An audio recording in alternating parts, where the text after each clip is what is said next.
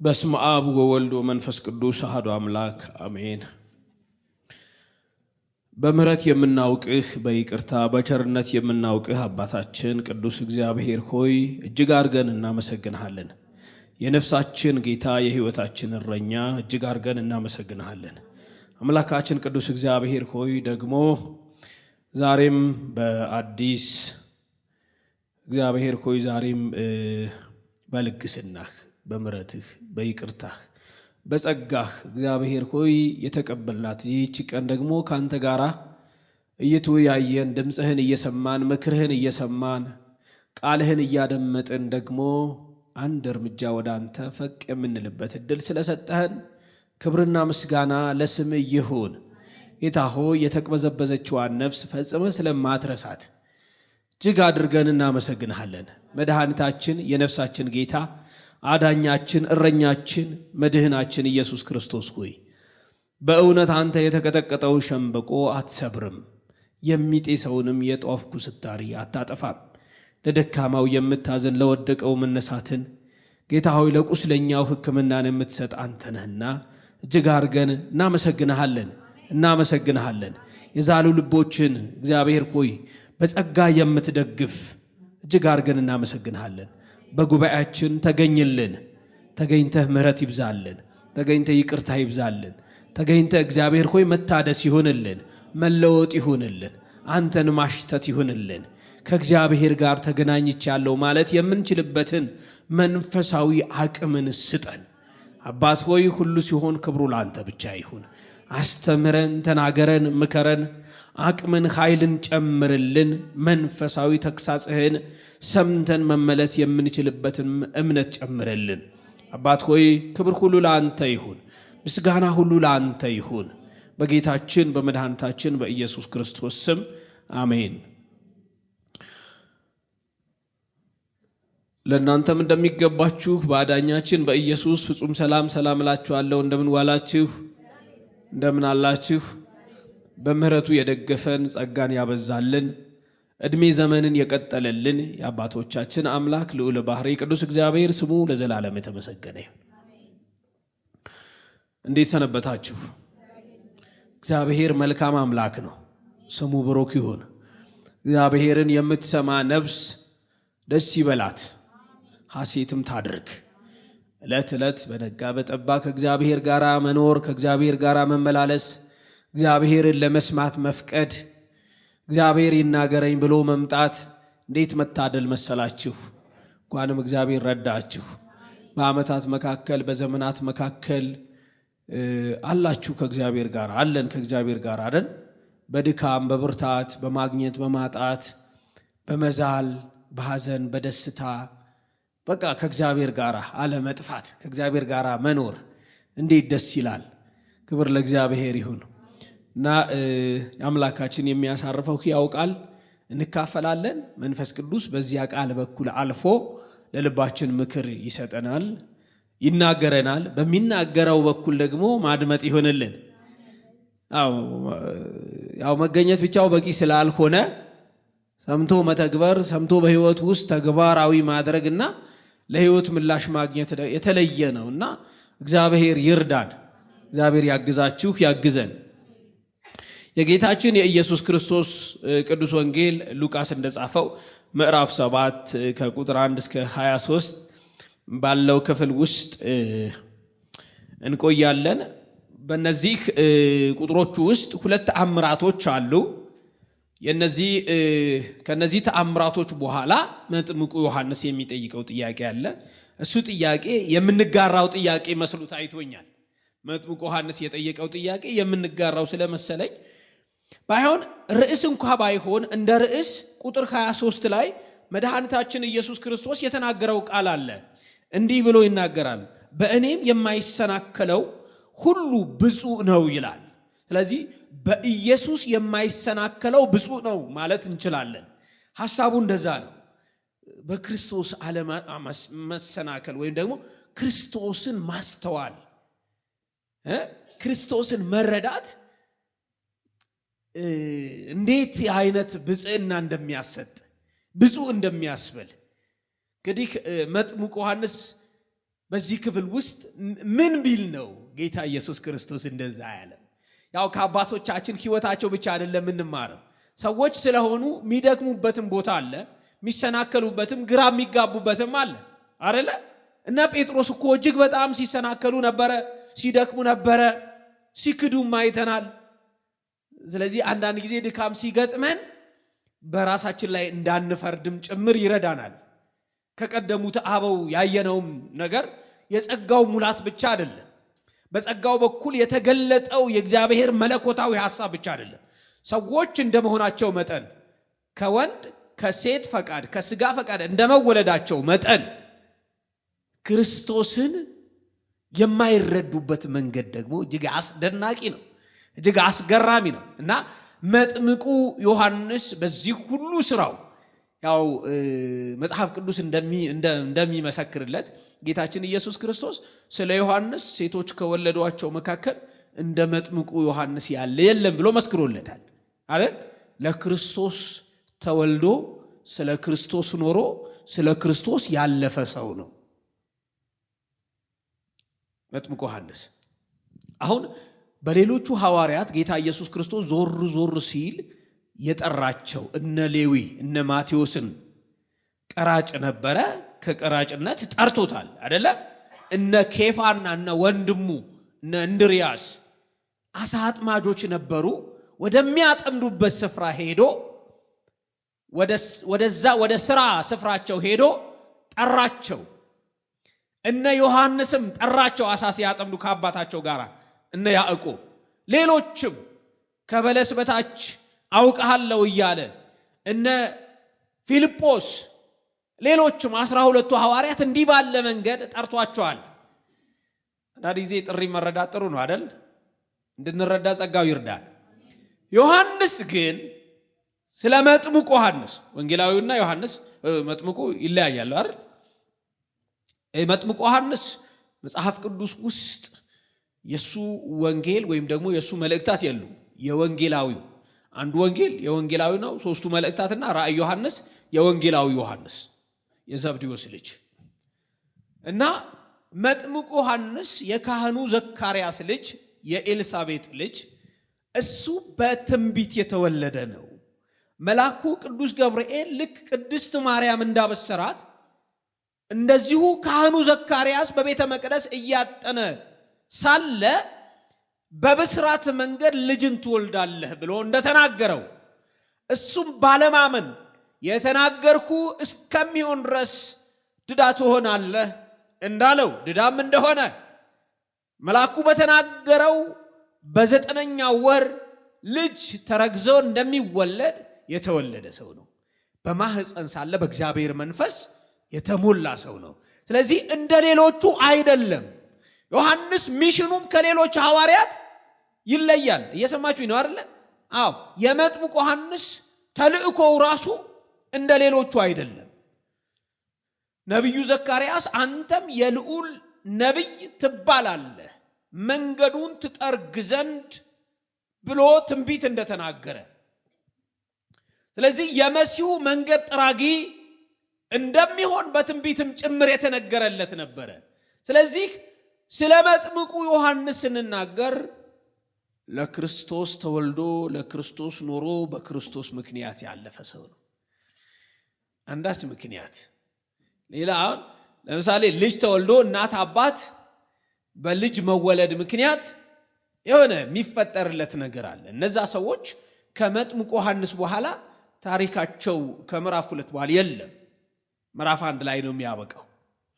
ዘካርያስም ታውቃላችሁ ፍጻሜው እንዴት እንደሆነ፣ የእግዚአብሔር ካህን ነው።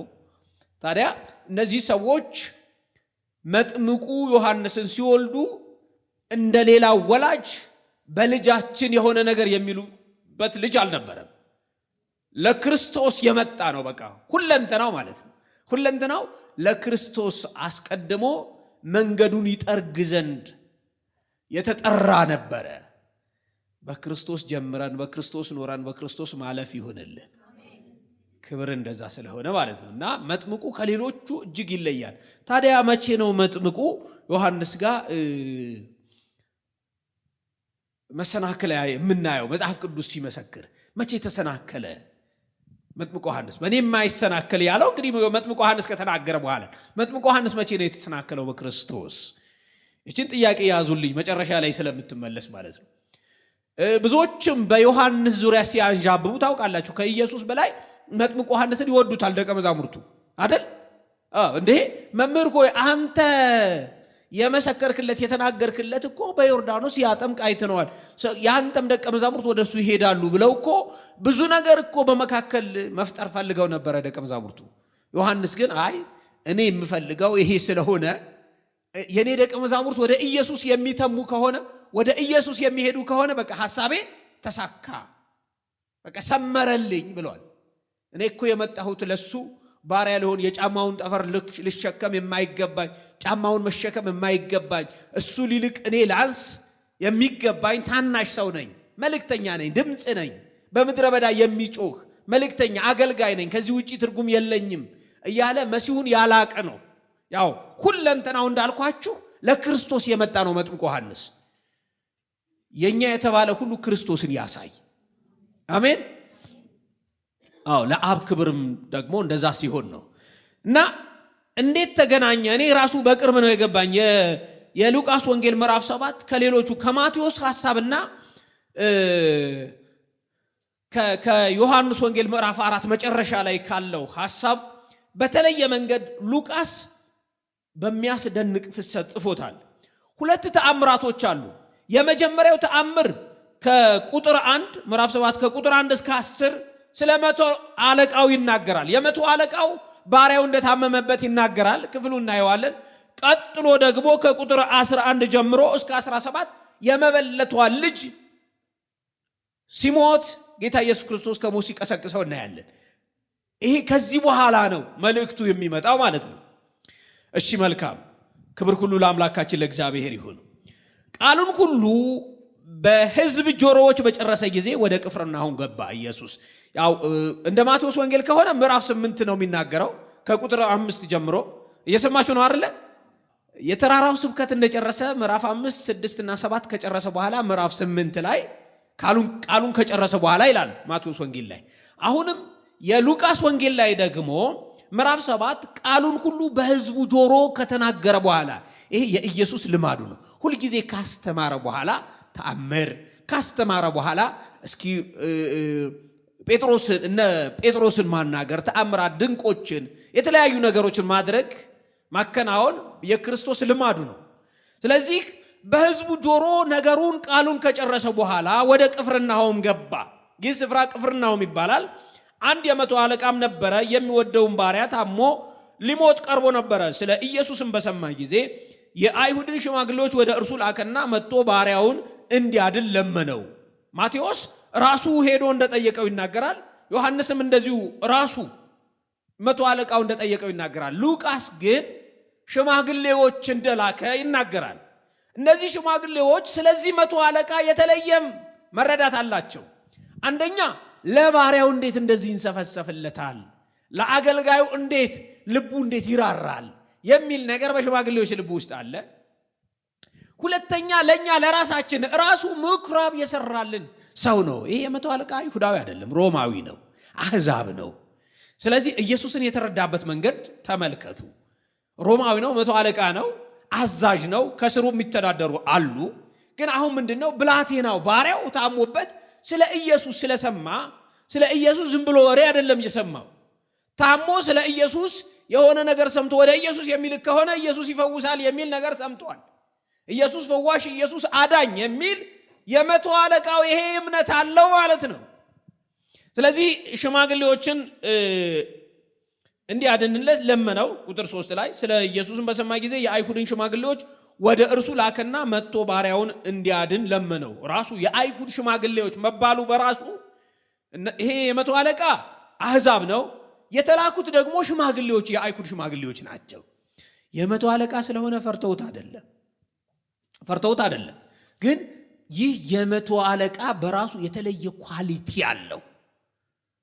የተለየ ኳሊቲ፣ የተለየ ነገር ስለ ኢየሱስ ታውቃላችሁ። ኢየሱስ ከአይሁድ ይልቅ ማቴዎስ ወንጌል ምዕራፍ 15 ላይ እዚህ ጋር የመቶ አለቃው በእስራኤል ልማድ እንኳን እንደዚህ አላገኘሁም ብሎ ሲናገር እንሰማለን። ኢየሱስ አይደል? ስለዚህ ኢየሱስ ታውቃላችሁ ልብን ያያል አይደል? ልብን ያያል። የልባችን ዝንባሌ ኢየሱስ ያያል። ብዙ ሰዎች ሃይማኖተኞች ሊመስሉ ይችላሉ። ሃይማኖተኛ ብቻ ከመሆን መንፈስ ቅዱስ ይጠብቀን። ሃይማኖተኛ ብቻ መሆን ግብዝነት ነው። ኢየሱስ አሻግሮ ምንን ያያል ብያችኋለሁ? ምንን ያያል? ልብን ያያል። እምነት በልብ ጓዳ ውስጥ ያለ ቅድስና ነው። አይምሮን መቆጣጠር የሚችል ቅድስና ነው። ስለዚህ ኢየሱስ ልብን እንደሚያይ ተመልከቱ። ብዙ ጸሐፍት፣ ብዙ ፈሪሳውያን ኢየሱስን ሊደልሉት አልቻሉም። ብዙዎች ተናግረው ሊያሳምኑት አልቻሉም። አሻግሮ የሚያየው ነገር አለ። ስለዚህ ለብዙ ሰዎች ምስክርነት የማይሆን ሕይወት ቢኖራችሁ እንኳን በቅድስናችሁ በመለየት የእግዚአብሔር በመሆን ግን የተለየ ኳሊቲ እንዲኖረን መንፈስ ቅዱስ ይርዳን። እግዚአብሔር ብቻ የሚያየው እምነት፣ ሰው ፈርዶብን እንኳን እግዚአብሔር የሚፈርድልን አይነት እምነት ያለን ሰዎች፣ ሰው ያለ ስም ቢሰጠን እንኳን እግዚአብሔር ግን እኔ አውቀዋለሁ፣ እኔ አውቃታለሁ፣ ልቧ ከኔ ጋር ነው፣ አይምሮዋ ከኔ ጋር ነው፣ መንገዷ ከኔ ጋር ነው ብሎ የሚመሰክርልን አይነት ሰዎች ያደርገን። ብዙ ሰው በግብዝነት ተይዟል፣ በውጫዊ ነገር ተይዟል። ለመፍረድ ቅርብ ነው፣ ውዳሴም ለመቀበል ይጓጓል። ከከንቱ ውዳሴ መንፈስ ቅዱስ ይጠብቃችሁ። ወደ እግዚአብሔር ሪፖርት የሚደረግ ወደ ሰማይ የሚገባ ወደ እግዚአብሔር ማደሪያ የሚገባ አምልኮ እግዚአብሔር ይስጠን። በቃ እግዚአብሔር ወዳለበት እግዚአብሔር ልክ ስለ እግዚአብሔር ስናወራ ስለ ኢየሱስ የቀያየርኩ አወራ ትረዳላችሁ አይደለ? ያቺ ደም ሲፈሳት የነበረችዋ ሴት የሷ አይነት እምነት ቀዝም ብዬ ቀሚሱን ብነካው ፈወሳለሁ ማለትን ለግርግር የማይመች ለሙቀት የማይመች አምልኮ ለምስክርነት ዊሷ ሊባልን ሳይሆን የእግዚአብሔርን በቃ ልብ የሚያሳርፍ እምነት የእግዚአብሔርን ልብ የሚያሳርፍ አምልኮ እግዚአብሔርን ደስ የሚያሰኝ ክርስትና ቅድስና እንዲኖረን መንፈስ ቅዱስ ይርዳል። እና ይሄ የመቶ አለቃ የሚደንቅ እምነት አለው። እምነቱም መሲሁን በመረዳት ነው፣ ኢየሱስን በመረዳት ነው። ሲረዳውም በአዳኝነቱ ተረድቶታል። እንደ አንድ የሮማ ወታደር በኢየሱስ ላይ የሚያላግጥ ሳይሆን ከኢየሱስ የሚወጣውን ፈውስና ደህንነት መቀበልን የሚፈልግ ሰው ነው። አንዳንዶች በኢየሱስ ላይ ጥናታዊ ጽሑፍ ያዘጋጃሉ። አንዳንዶች ስለ ኢየሱስ ብዙ ነገር ይናገራሉ። ጥቂቶች በኢየሱስ አርፈው ይኖራሉ። ካረፉት ወገን ስላረገን ስሙ ብሩክ ይሁን። ስለ ኢየሱስ ጥናት አይሰራም። ማን ነው እስኪ እንፈትሽ ቢባል እግዚአብሔር ነው። ኢየሱስ እግዚአብሔር ነው፣ የእግዚአብሔር ልጅ ነው። ስለ ኢየሱስ ጥናት አይደለም። ስለ ኢየሱስ ብዙ ጊዜ ስሙን እየጠሩ ብዙ ጊዜ እላችኋለሁ እየዘመረ እንደዚህ እየሰበኩ ልኮበልል እችላለሁ። መንፈስ ቅዱስ ይርዳና ያቁመን። ማንም የቆመ ቢመስለው እንዳይወድቅ። አንድ ሰው በምሳሌ ሲናገር እንደዚህ አለ። አንዳንድ ጊዜ በብሉቱዝ የምትገናኘዋ ኤርፎን የማዳመጫ አለች አይደል? አንድ ሰው ከመኪና ሲናገር የሰማሁት ነው። እና ኤርፎን አድርጎ ስልክ ያወራል። እያወራ ድምፁ እየቀነሰ የሆነ ሰዓት ላይ ጸጥ ይላል ማለት ነው። ከዛ ደንግጦ የነበሩበት ሁኔታ ጥሩ ስላልነበረ ምን ሆነ ብሎ በጣም ይጨነቅና ከአንድ ሰዓት በኋላ ያ ሰው ይደውልለታል። ምን ሆነ ነው አስጨንቀኸኛል እኮ ብሎ ሲለው፣ ምን ባክህ ለካ ስልክ መኪና ውስጥ ትቼው ብሉቱዞን ብቻ ጆሮዬ ላይ አረጌ እያወራው ሄዳለሁ።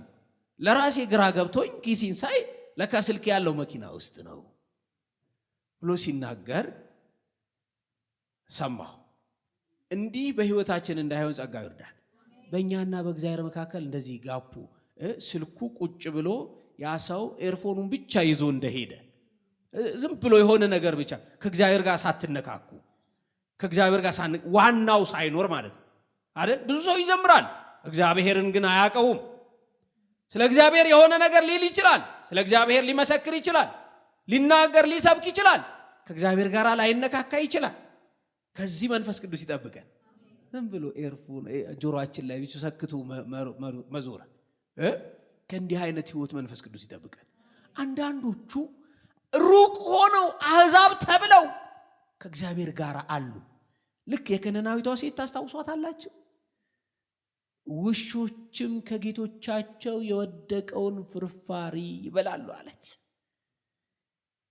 አዎ ጌታ ኢየሱስ ክርስቶስ በሌላው ያላገኘው እምነት ማቴዎስ ወንጌል ምዕራፍ 15 ላይ እኔ ከእስራኤል ቤት ለጠፉት ለልጆች የልጆችን እንጀራ ለቡችሎች አልጥልም ሲል ለቡችሎች ሲል ቡችሎችም እኮ የወደቀውን ፍርፋሪውን ይበላሉ ብላለች። ስለዚህ ምሕረትህ የነጠበው ምሕረትህ ልጄን ያድናታል፣ የነጠበው ምሕረትህ ያቆመኛል። የሚነጥበው አለክ እዚህ ጋር መቶ አለቃው ጋር እንመጣለን። እንዲህ አይነት ከክርስቶስ ቃል ብቻ ቢወጣ ቤታችንን፣ ህይወታችንን፣ ኑሯችንን ይፈውሳል። ኢየሱስ ከተናገረ ይፈውሳል። ኢየሱስ ካሰበ ፈወሰ ማለት ነው። ስሙ ብሩክ ይሁን።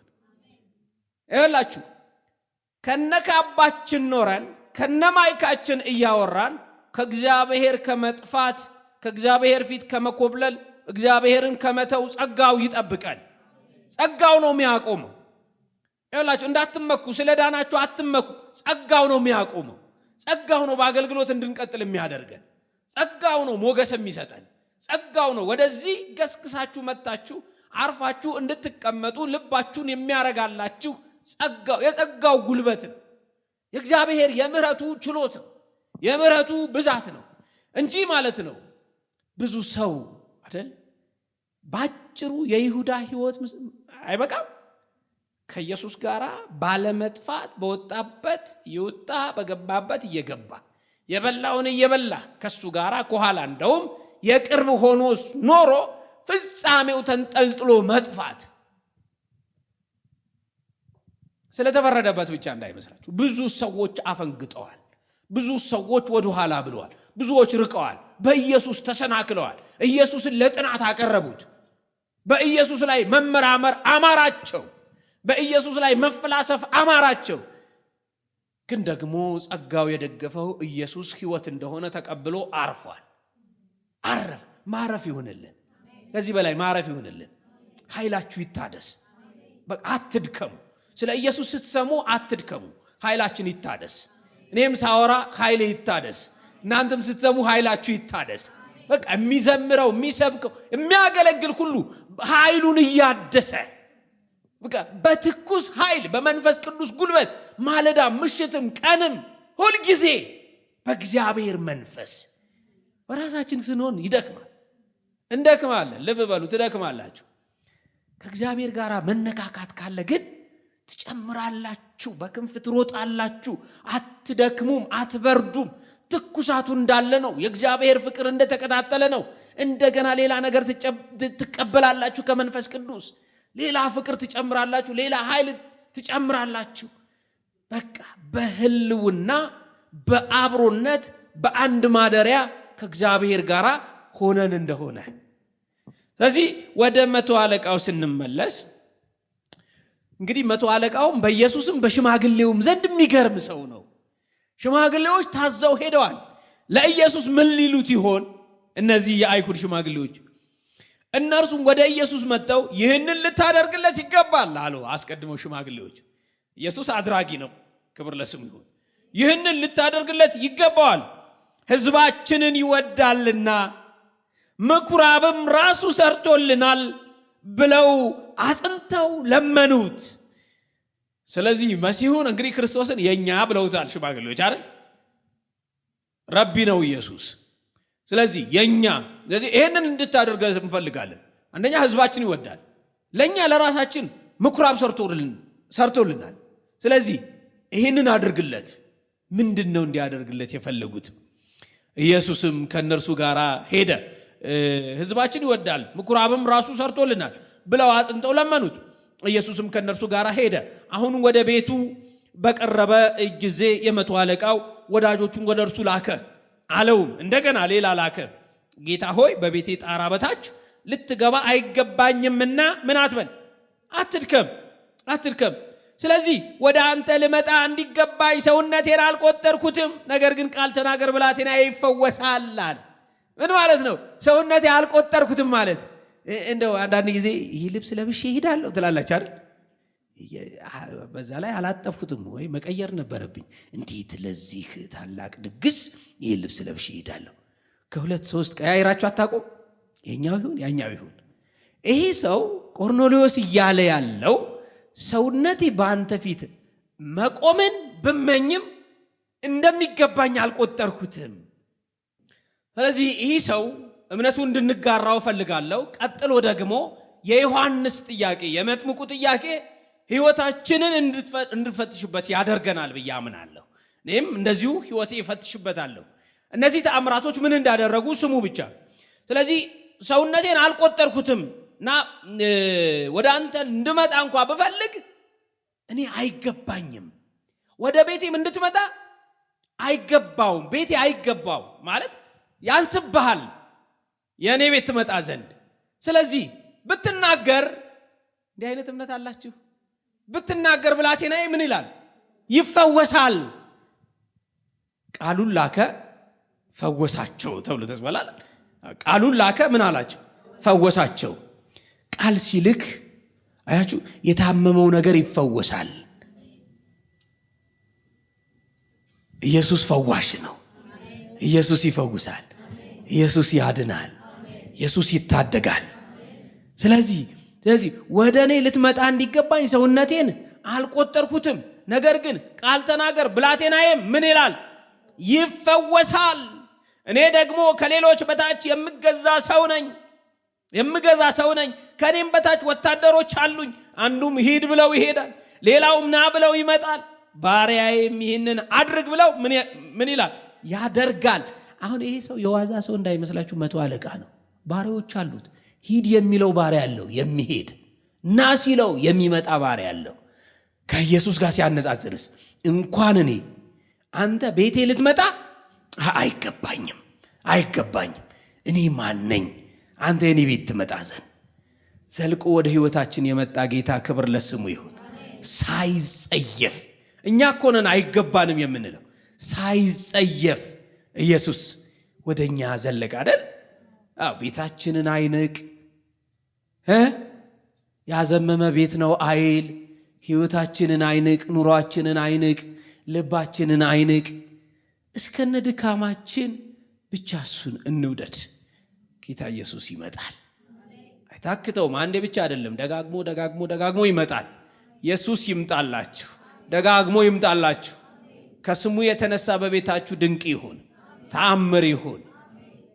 ስለዚህ ይህ ሰው እምነቱን ተናገረ። ኢየሱስም ይህን ሰምቶ በእርሱ ምን አለ ይላል? ተደነቀ። ዘወርም ብሎ ለተከተሉት ሕዝብ እላችኋለሁ በእስራኤል እንኳ እንዲህ ያለ ትልቅ እምነት አላገኘሁም አላቸው። የተላኩትም ወደ ቤት ተመልሰው ባሪያውን ባለጤና ሆኖ አገኙት። ዮሐንስ ወንጌል ምዕራፍ 4 ላይ ስታዩ በዛው ሰዓት ተፈወሰ ይላል። እንደ ቃል ይሁንልህ እንደተናገረው በዛችው ቅጽበት ቃል ብቻ ተናገር ብላቴና ይፈወሳል ብሎ እንዳመነ በተናገረበት በዛ ቅጽበት ብላቴናው ተፈወሰ። ወደፊት አይደለም ነገራችሁ የሚፈወሰው፣ ባመናችሁበት ቅጽበት ነው የሚፈወሰው። ክብር ለኢየሱስ ይሁን። ኢየሱስ ድንቅ አድራጊ ጌታ ነው። ኢየሱስ አዳኝ ጌታ ነው። ቃል ቢናገር የሚፈውስ ጌታ ነው። ታሪክ የሚቀይር ጌታ ነው። ይህ እንዲህ ካለ በኋላ ቁጥር 11 ላይ ኢየሱስ የመበለቲቱን ልጅ ከሞት እንዳስነሳው ይናገራል። እስኪ እሱን ደግሞ እንመልከት። ይህንን ስሙ። ወደዛ ልመጣ ነው። በነገውም ናይን ወደምትባል ወደ አንዲት ከተማ ሄደ። ደቀ መዛሙርቱም ብዙ ሕዝብም ከእርሱ ጋር አብረው ሄዱ። ወደ ከተማይቱም በር በቀረበ ጊዜ እነሆ የሞተ ሰው ተሸክመው አወጡ። እርሱም ለእናቱ አንድ ልጅ ነበረ፣ እርሷም መበለት ነበረች። ብዙ የከተማ ሕዝብ ከእርሷ ጋር አብረው ነበሩ። ጌታም ባያት ጊዜ ምን አለላት? አዘነላትና አታልቅሺ አላት። ቀርቦም ቃሬዛውን ነካ፣ ተሸክመው የተሸከሙትም ቆሙ። አለውም አንተ ጎበዝ እልሃለሁ ተነሳ። ኢየሱስ ነው ይሄንን ያለው። ማለትም የሚቻለው ኢየሱስ ብቻ ነው። ልብ በሉ።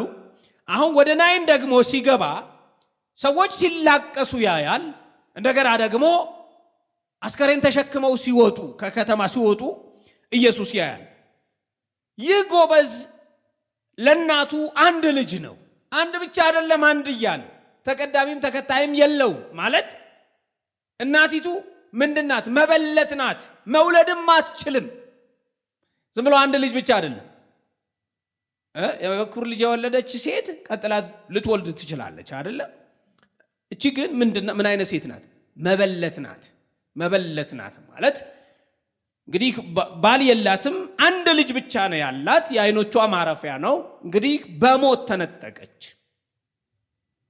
ጌታ ኢየሱስ ክርስቶስ ባያት ጊዜ አዘነላት። በነገራችን ላይ ኢየሱስ ከሚያዝኑት ጋር ያዝናል። በተለይ ባል የሌላቸውን ወላጅ አልባ የሆኑ ሕፃናትን መጽሐፍ ቅዱስ ይመሰክራል። እጅግ አድርጎ እግዚአብሔር ይራራላቸዋል። ክብር ለእግዚአብሔር ይሁን። መዝሙር 68 ላይ እንዲህ የሚል ቃል እናገኛለን። እግዚአብሔር በቅዱስ ቦታ ለድሃ አደጎች አባት ለባልቴቶችም ዳኛ ነው ይላል። ለባልቴቶች እግዚአብሔር ምንድን ነው? ዳኛ ነው። ለድሃ አደጎችስ አባት ነው። ለድሃ አደጎች እግዚአብሔር አባት ነው። ለባልቴቶች ምንድን ነው? ዳኛ ነው ማለት ይሟገታል፣ ይፈርድላቸዋል ማለት ነው። ዳኛ ነው እግዚአብሔር፣ ይፈርድላቸዋል ማለት ነው። ዘጸአት 22 ላይ መበለቲቱንና ድሃ አደጎቹን አታስጨንቋቸው። ከጥንት ጀምሮ ለመበለት እግዚአብሔር ይራራል፣ ለድሃ አደጎች ይፈርዳል እግዚአብሔር። ስለዚህ አታስጨንቋቸው የሚል በሙሴ ሕግ ተደንግጓል። ዘጸአት 22 ዘዳግም ምዕራፍ 10 ቁጥር 18 ላይ ስታዩ ይህንን ታያላችሁ። ሌላ በያዕቆብ ምዕራፍ 1 ቁጥር 27 ላይ ንጹሕ የሆነ ነውርም የሌለበት አምልኮ በእግዚአብሔር አብ ዘንድ ይህ ነው፣ ወላጆች የሌላቸውን ልጆች ባልቴቶችንም በመከራቸው መጠየቅ፣ በዓለምም ከሚገኝ እድፍ ሰውነትን መጠበቅ፣ ይህ ንጹሕ አምልኮ ነው ይላል። እዚህ ወላጅ አልባ የሆኑ ሕፃናትን ባልቴቶችን በችግራቸው መርዳት፣ ባጡት ነገር አብሮ መቆም፣ እነሱን መደገፍ ከእግዚአብሔር ጋር መቆም ነው። ይሄ ንጹሕ አምልኮ ይለዋል ያዕቆብ። እንደገና ደግሜ ላንብበው። ከዚህ በፊት እናወራሁት አስታውሳለሁ።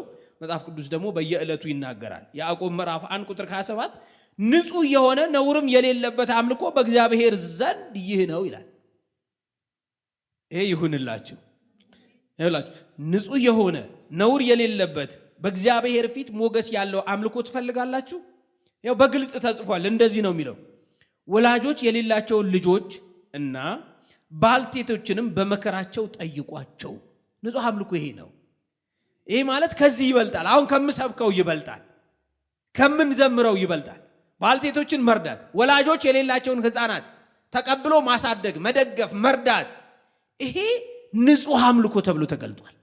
ድሆችን የሌላቸውን እግዚአብሔርን አሻግረሽ በማየት እነሱን መጠየቅ በቃ አምልኮ። የዛሬው አምልኮ ልዩ ነበር የሚባለው ስብከቱና መዝሙሩ ሲያምር ሳይሆን ቤተ ክርስቲያን ካለችበት ተንቀሳቅሳ ወደ መንደር ገብታ ድሆችን መርዳት ስትችል፣ የወደቁትን ማንሳት ስትችል፣ ወላጆች የሌላቸውን ልጆችን መጠየቅ ስትችል ነው። እግዚአብሔር በዚህ ይባርከን። ስለዚህ ቤተ ክርስቲያን ተነስታ የምትሄድም ጭምር ናት እና አንዳንድ ጊዜ ተነጋግራችሁ በቃ ወታችሁ መርዳት ከላይ ከኛ እስክትታዘዙ ብቻ መሆን የለበትም። እናቶች፣ ወጣቶች ተባብራችሁ ያላችሁን አምጥታችሁ በቃ ድሆችን ሰብስቦ የሆነ ነገር ማድረግ። ከኛ መካከል እኮ በዚህ ስራ የሚሳተፍ ይኖራል። ይሄ ምን አይነት አምልኮ? ነውር የሌለው አምልኮ፣ በእግዚአብሔር ፊት ሞገስ ያለው ደስ የሚያሰኝ አምልኮ ተብሎ ተገልጧል እና ይህ በሕይወታችን እንዲሆንልን ጸጋው ይርዳል። ይህች ሴት መበለት ናት፣ ደግማ አትወልድም። አንድ ልጅ ነው ያላት፣ ሞቶባት እንግዲህ ወደ መቃብር እየወሰዱት ነው። አንድ ሰው እንደዚህ አለ፣ እኔ ብዙ ሰርግ ሲሰረዝ አውቃለሁ አለ። ብዙ ኮንፈረንስ ሲሰረዝ አውቃለሁ አለ። ብዙ ሰርጎች ተሰርዘዋል፣ ብዙ ድግሶች ተሰርዘዋል፣ ብዙ ፕሮግራሞች ሲሰረዙ አውቃለሁ። የቀብር ቀን ግን ቀብሩ ተሰርዟል የሚል ሰምቼ አላውቅም ማለት ከዚህ ምዕራፍ ውጪ ማለት ነው። አሁን እዚህ ጋር ቀብሩ ምን ብሏል? ተሰርዟል።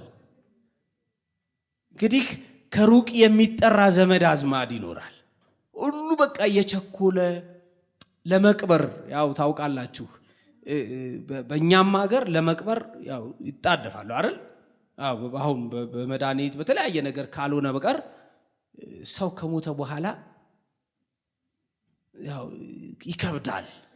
ቶሎ ብሎ መቅበር ነው በቃ ባህላችንም እንደዛ ነው። እና እነዚህ ሰዎች እየወሰዱ ነው ማለት ነው። ከዛስ ማን መጣ? ኢየሱስ ተገኝቶ አልቅሶ አይቀበርም።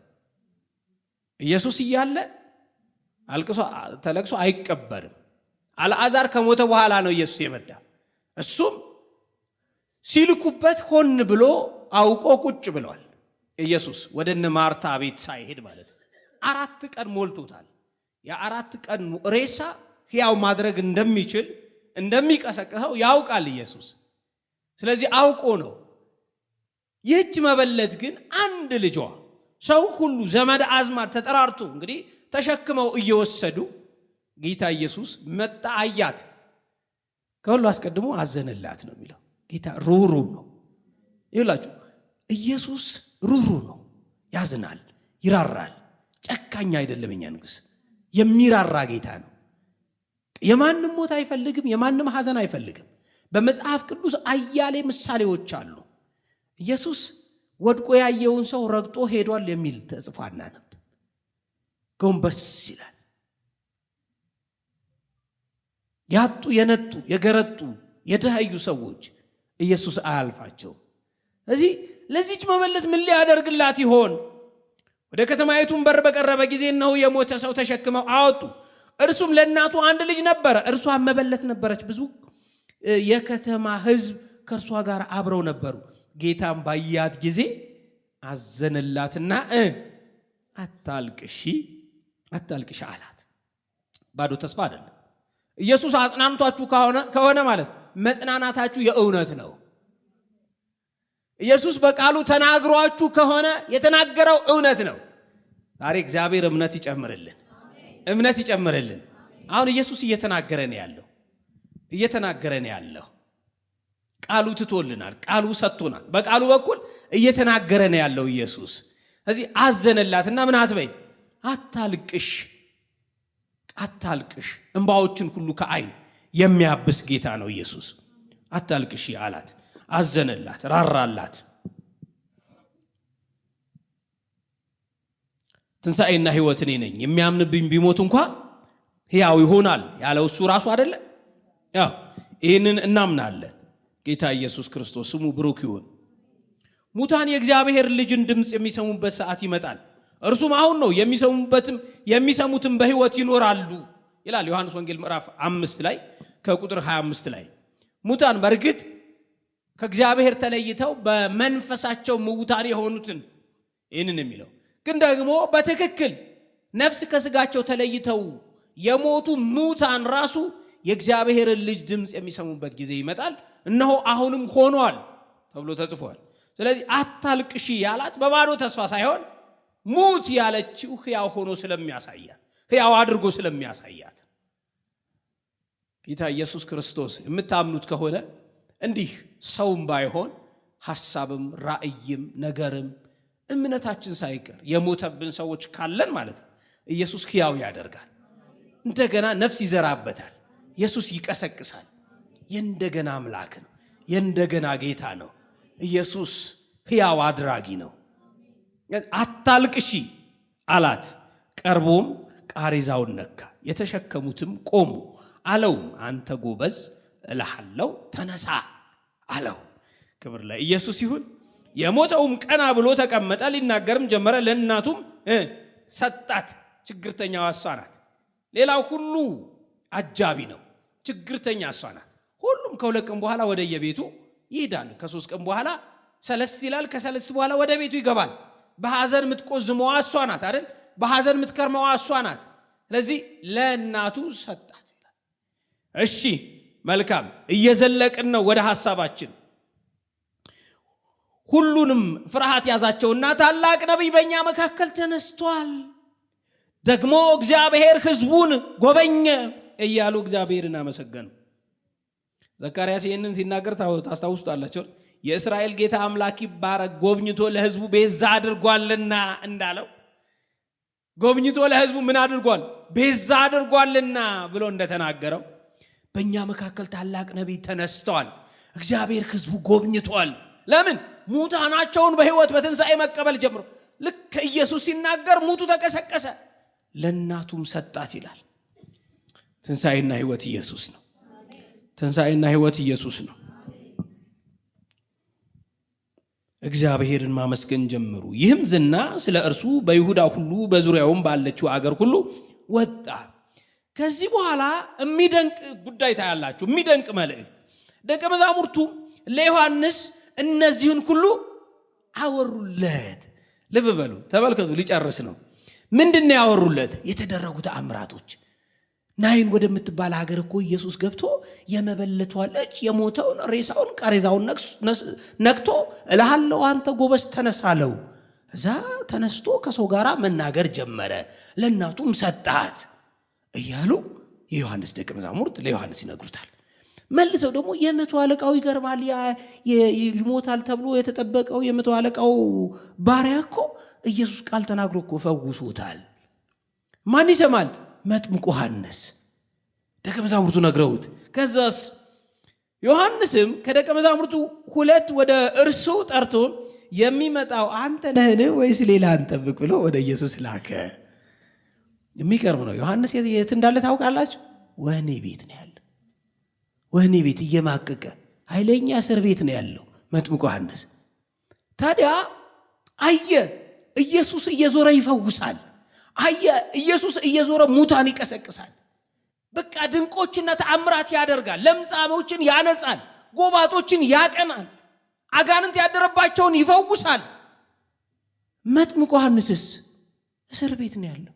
እንዴ ስለ ኢየሱስ የመጣ ስለ ኢየሱስ የተወለደ ለኢየሱስ የመሰከረ ከኔ በኋላ በእሳትና በመንፈስ ቅዱስ ያጠምቃል ብሎ የመሰከረለት ጫማውን ልሸከም የማይገባኝ ነኝ ብሎ ራሱን ዝቅ አድርጎ የመሰከረለት ሴቶች ከወለዷቸው መካከል እንደ ዮሐንስ የለም ብሎ ኢየሱስ ተናግሮለት። ታዲያ በዚህ በእስራቱ ጊዜ ኢየሱስ የታለ? ለምን አላስፈታው? እንደዚህ አይነት ነገር ገጥሟችሁ ያውቃል እንዴ? እኔ ኢየሱስን ብዬ በጧት በማታ ከኢየሱስ ጋር ቆሜ ብዙ ነገሬ ስለ ኢየሱስ ትቼ ጎረቤቶቼ እንደዚህ ሲሆኑ ሰፈሩ እንደዚህ ሰው እንዴት እንደዚህ ነው የሚሆን? እንደዚህ የሚሆንበት ምክንያት ምንድን ነው ብላችሁ አታውቁ?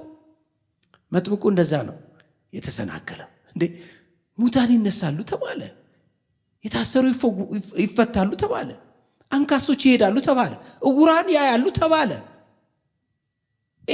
ደቀ መዛሙርት ሄደው ለዮሐንስ ከነገሩት በኋላ ታዲያ የምትመጣው የተባልከው አንተ ነህ ወይስ ሌላ እንጠብቅ? እንዴት ዝም ትለኛለህ? እኔ እኮ ያለሁት ወህኒ ቤት ነው። እኔ እኮ ያለሁት በድሎት አይደለም፣ ችግር ውስጥ ነው ያለሁት። እንዴት ዝም አልክ? ሌላ እንጠብቅ? ተሳስቼ ይሆን እያለ ነው ማለት ነው። ከዛ ሁሉ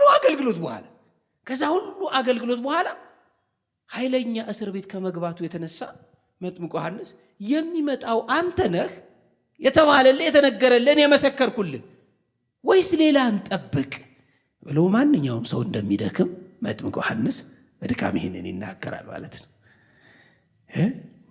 ደክመን ቢሆን ዛሬ ጌታ ኢየሱስ ክርስቶስ ይቀስቅሰን።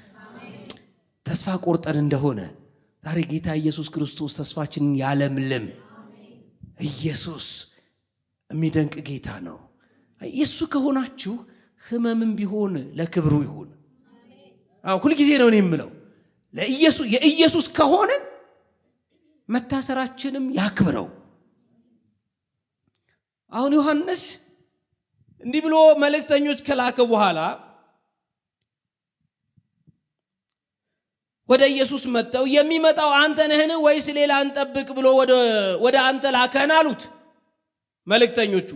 በዚያችም ሰዓት ከደዌና ከስቃይ ከክፉዎችም መናፍስትም ብዙዎችን ፈወሰ፣ ለብዙ ዕውሮችን ማየትን ሰጠ።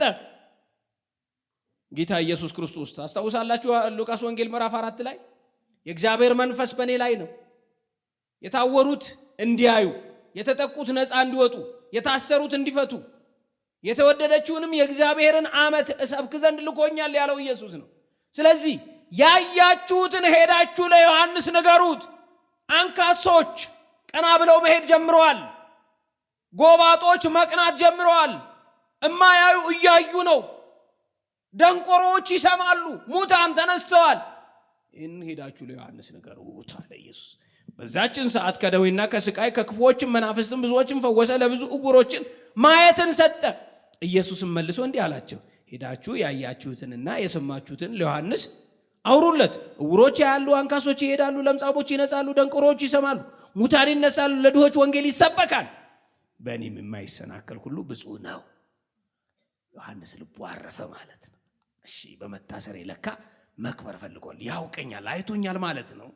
ታስሬ ያውቋል። ስለዚህ መታሰሬ ለክብሩ ነው ማለት ነው። ከዚህ በኋላ በቃ ዮሐንስ ተመልሶለታል። ኢየሱስ መልስ ይሁነን። ኢየሱስ መልስ ይሁናችሁ። በየትኛውም ነገራችሁ እየጠዘጠዛችሁም ቢሆን እያመማችሁም ቢሆን ጌታ ኢየሱስ ክርስቶስ አውቆት እንደሆነ ለክብሩ ይሁን። በእኔ የማይሰናከለው እርሱ ምንድን ነው? ብፁዕ ነው። ጌታ ኢየሱስ ክርስቶስ ስሙ ለዘላለም የተባረከ ይሁን። አያችሁ፣ ቢያደላ ኢየሱስ ለዮሐንስ ነበር ማድላት የነበረበት። ስለ እርሱ የመሰከረ፣ ስለ እርሱ ኖሮ የሞተ፣ ሁሉ ነገሩ ስለ እርሱ በእርሱ ምክንያት የተጠቀለለ ለእርሱ ነበር ማድላት የነበረበት። እኛ ምን እንላለን? እኔ ብዙ ጊዜ አሁን ሳይቀር የሚያደላልኝ እንዲሆን ለእኔ እንዲያደላ ፈልጋለሁ። ኢየሱስ አይደበቅም። አይምሮዬ ውስጥ ያለ አገለግለዋለሁ። ከሱ ውጪ እኔ ለምንድን ነው ምኖረው ብዬ አውቃለሁ። ግን እንደዚህ መሆን የለብኝም። እንደዚህ ይሄንን ስፈልግ ማግኘት አለብኝ። የሆነ ነገር እንደዚህ መሆን አለበት ብዬ አውቃለሁ። እግዚአብሔር ቃል ምን ብሎ እንደሚመለስ ታውቃላችሁ? ዕውራን ያያሉ፣ ደንቆሮች ይሰማሉ፣ ሙታን ተነስተዋል፣ ጎባጦች ቀንተዋል፣ ለምጻም ነስተዋል ብላችሁ ለጌታቸው ንገሩት ነው የሚለው። ስሙ ብሩክ ይሁን።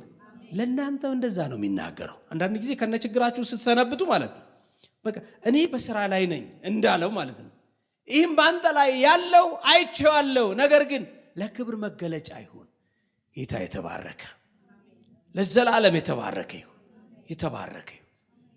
ኢየሱስ ብሩክ ነው። ከዚህ በኋላ ዮሐንስ ብዙ አይቆይም። እሱ ደግሞ የሚነድ የጧፍ ኩስታሪ ነው ብሎታል ዮሐንስ ወንጌል ምዕራፍ 5 ላይ። በጥቂት ጊዜ በብርሃኑ ተደስታችሁ ሊሆን ይችላል፣ ከዛስ በኋላ ነዶ ያልቃል ብሏል። እንዳለውም በሄሮድስ ሲሰየፍ እናያለን። እንዲህ ትፈቅዳላችሁ? እንደዚህ ትፈቅዳላችሁ? ጌታ ኢየሱስ ክርስቶስ በሞት እንኳ ለማክበር ትፈቅዳላችሁ? እግዚአብሔር በዚህ እምነት ይጎብኘን። አቅማችን በዚህ ልክ ይደግ። እግዚአብሔር ለዘላለም የተመሰገነ ይሁን። አምላካችን ቅዱስ እግዚአብሔር ሆይ እናመሰግናለን። ረድኤታችን ክብር ለስም ይሁን። ጌታ ኢየሱስ ክርስቶስ በእርግጥም በአንተ የማይሰናከል ብፁዕ ነው። አንተ ያየህልን ኑሮ መኖር እንድንችል ፈቅደን ወደን ደስ እያለን መኖር እንድንችል ጸጋ ይርዳን። ጌታ ሆይ ያንተ ከሆንን በሁሉ ነገር አንተን አክብረን ማለፍ ይሁንልን። በማግኘት ብቻ አይደለም፣ በመክበር ብቻ አይደለም፣ በከፍታ ብቻ አይደለም፣ በድሎት ብቻ አይደለም፣ በዝቅታም ቢሆን በህመም ቢሆን በተለያየ ነገር አንተ ባየኸው እከብርበታለሁ ባልከው ነገር ሁሉ አክብረን እንድናልፍ ጸጋ ይርዳን። በአንተ ሳንሰናከል የህይወታችንና የቤታችን የኛ የሆነው ነገር ሁሉ ራስ እንደሆንክ አምነን መስክረን ወደ አንተ መጠቅለል ይሁንልን። በዘመናችን በዕድሜያችን ታምነንልህ እንድንኖር ጸጋ ይደግፈን። ክብር ሁሉ ለአንተ ይሁን። ሕያው በሆነው ስም ጸለይን፣ አሜን።